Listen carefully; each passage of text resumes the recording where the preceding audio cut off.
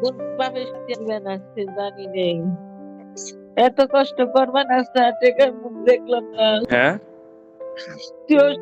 তুই শান্তি পাইলি নেই। তুই জীবনে তো শান্তি পেলি না। এই যে যাই যে কষ্ট করবা না তুই শান্তি পেলি না। 5টা 6টা বছর ধরে কষ্ট করবা না আরে মা কাইন্দ না তো, শান্তি আজকে পেলি ঈদের দিন কাইন্দ না, ঠিক আছে? কাইন্দ না, কই কষ্ট? কোনো কষ্টই নেই, পুরো ফুলার কি এর কষ্ট? হ্যাঁ, ও বাবা, ক্ষমা কও। জীবন নাই এতটুকু, বেশি না, বেশি বড় না, জীবনটা এতটুকু। এত কিছু কইরা হলো তখন শান্তি দিতে পারলাম না। তো বউ কিন্তু আরে শান্তির উঠবে না। কাইন্দ না তোমার, দোয়া করো বাস, এটা আর কিছু না। আল্লাহর কাছে দোয়া করো বাস, আল্লাহ দিলে কত। কি খাইছাও? আহ কি খাইছা? খাইছি ওই সকালে, কি আসলো কোরিয়ান খাওয়ানো আসলো, ওটাই খাইছি, ঠিক আছে? মা এর কাজ হইতেছে তো, মা পরে কথা কও না, ঠিক আছে? ভালো থাকো, টেনশন করো না, মানে আমি ভালোই আছি, ঠিক আছে? পরে কথা, মা আল্লাহ হাফেজ।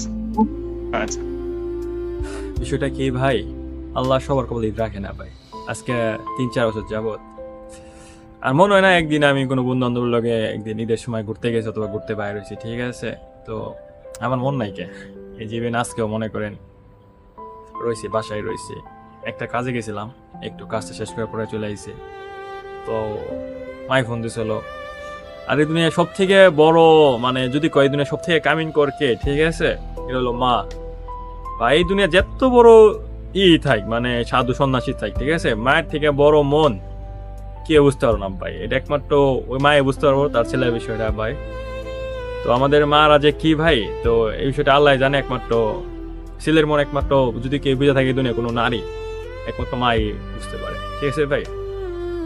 তো সবার গল্লি রাখে না ভাই, আমার মতন এমন অনেকে আছে। আমি না যে আমার দেখতেছেন তাই না ভাই, আমার মতন এমন অনেকে আছে, অনেক ভাই ব্রাদার আছে যারা এক কোনায় পড়ে রয়েছে, বাস্তব লাগছে, ঠিক আছে? তো আমাদের সবার জন্য দোয়া করবেন আপনারা, আমরা যদি ভালোভাবে থাকতে পারি, এটুকুই আর কিছু না। তো সব ভালো থাকবেন, দেখা পরবর্তীতে। আল্লাহ হাফেজ।